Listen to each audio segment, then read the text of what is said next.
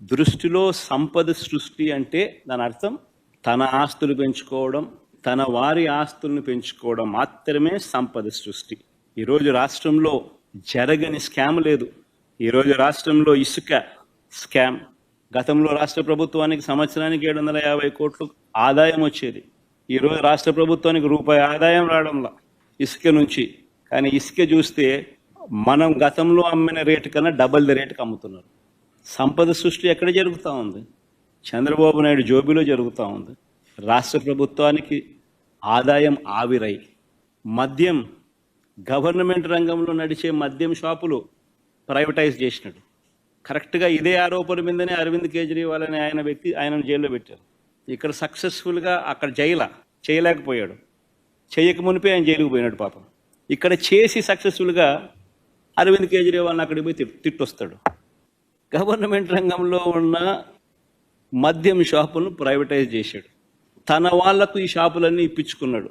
ఆ షాపులు ఇప్పించే ప్రక్రియ మీరంతా కూడా చూశారు. ఏ రకంగా ఎమ్మెల్యేలు కిడ్నాపులు చేశారో, ఏ రకంగా ఎమ్మెల్యేలు పోలీసులు అందరూ కూడా వాళ్ళకు సంబంధించిన వాళ్ళని మాత్రమే టెండర్లలో పార్టిసిపేట్ చేసేట్టుగా చేశారో. అది ఆక్షన్ కాదు, అది లాటరీ. అంటే వీళ్ళకి కావాల్సిన వాళ్ళకి మాత్రమే ఇప్పించుకునే ప్రక్రియ. ఆ లాటరీలో కూడా మిగతా వాళ్ళు ఎవరు కూడా పార్టిసిపేట్ చేయకుండా వీళ్ళు మాత్రమే పార్టిసిపేట్ చేసేట్టుగా మళ్ళీ పోలీసులు గవర్నమెంట్ నడపడం. మళ్ళీ ఎమ్మెల్యేలు బెల్ట్ షాపులకు ఆక్షన్ పిలవడం. ప్రతి గ్రామంలోనూ 2 లక్షలు 3 లక్షలకు ఆక్షన్ పిలిచి వాళ్ళకి ఇవ్వడం.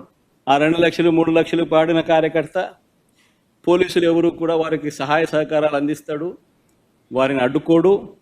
ఆ మందు వాళ్ళు అమ్ముకోవచ్చు. ఆ కొనుక్కున్న ఆ మద్యం షాప్ ఆక్షన్ తీసుకున్నాడు, బెల్ట్ షాప్ ఆక్షన్ తీసుకున్నాడు, ఎంఆర్పి రేటు కన్నా ఎక్కువ రేటుకు మన కళ్ళ ముందరనే అమ్ముతున్నాడు. మరి గవర్నమెంట్ రంగంలోనే షాపులు ఉంటే ఆ ఆదాయం అంతా రాష్ట్ర ప్రభుత్వానికి వచ్చేదేగా. రాష్ట్ర ప్రభుత్వం ఆదాయం తగ్గుతుంది, చంద్రబాబు నాయుడు జోబులు ఆదాయం పెరుగుతూ ఉంది.